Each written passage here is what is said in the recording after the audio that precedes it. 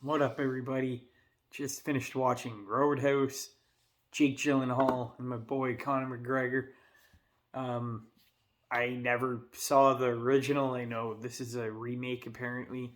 I never watched the original. Patrick Swayze was never really a Patrick Swayze kind of guy. And I don't know. I wasn't even born when that movie came out. Never really had a desire to go and watch it. But after this, I might just to see if this movie like ripped anything off of the original. But yeah, I went into this with pretty medium expectations. I really like Jake Gyllenhaal. I think he is super underrated. He is probably in my top five like favorite actors. Southpaw, Brothers with Tobey Maguire. Um, you can't forget Prisoners. Like what a performance! I think Prisoners and Southpaw is just his best work. Phenomenal actor.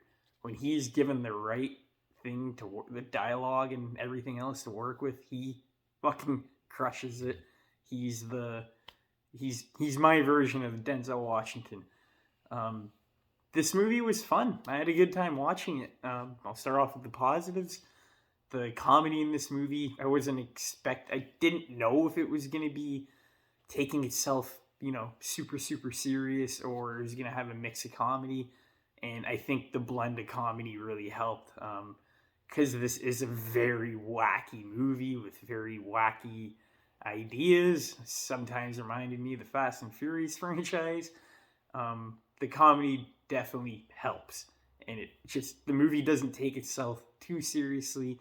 It knows exactly where it is and what kind of movie it is, and I've heard the original is kind of like that. So I think it's a good thing that they did a reboot and they didn't try to make it like dark and gripping and thrilling. There is some dark elements to it. There is some fucked up parts. Don't get me wrong, but at the end of the day, it's a pretty uh, I wouldn't say lighthearted, but it's a pretty like easy watch, like comedy wise. It's not like you're hanging on waiting for the next thing in the story to happen. Um, I think Conor McGregor was the standout here. I'll get to Jake Gyllenhaal and the negatives, unfortunately, but I think Conor McGregor was the standout here. Obviously, he's not an actor. He is one of my favorite fighters. He always has been. I do watch UFC. Um, he just was having a lot of fun. Every single scene he's in, he's just smiling and having a ton of fun. And I think he was the perfect choice. If they picked like The Rock or some bullshit like that, it would have felt really cheesy. But McGregor has never been in a movie before that I know of, and this is just, I don't know, having seeing the actors having fun just kind of makes it a lot more fun, especially when they're doing the wackiest shit. And I think he made the movie a lot more bright when it was getting a lot darker. Um, I really liked some of the cinematography was brilliant, especially for an Amazon movie. I wasn't expecting it. It was a pretty good quality movie. There is some like really bad shaky cam during the fight sometimes, but overall, I was really surprised, especially for an Amazon movie. I'm really surprised that this didn't get a theatrical release, but who knows why. I guess movie theaters are dying. I mean, Jake Gyllenhaal is in it. I don't know how that's not big enough a name to draw people in. But I just had a good time at the comedy and the fight scenes. Now, where this movie kind of let me down a bit, the first thing I'll get into is Jake Gyllenhaal and his performance. While I did think his character arc was interesting, there is some character development here, which I think was pretty good, like how they wrote it and everything. Something bugged me about the performance. I don't know if they just wanted his character. He's a very, I wouldn't say he's cocky, but he doesn't take shit from anybody. He's a bouncer, and he just fucks people up. But at the end of the day, he's a really nice guy, and it's just kind of weird because Jake Gyllenhaal's performance is just in the middle. It felt really dry. He didn't have a lot of enthusiasm. Not like Connor, but there wasn't anything like character trait wise that stuck out to me. I felt like he was pretty plain and dry because of just his performance. Even though all the character traits were there story wise and they set it up for him, usually it's the writers that kind of fuck that up and they don't really give enough development. But I feel like they did here, but I don't think his performance like was that good, which really sucks because I think it just could have been better. He could have had a bit more energy. Really felt like he was just tired a lot of the time and kind of like didn't want to be there until you get in the fight scenes.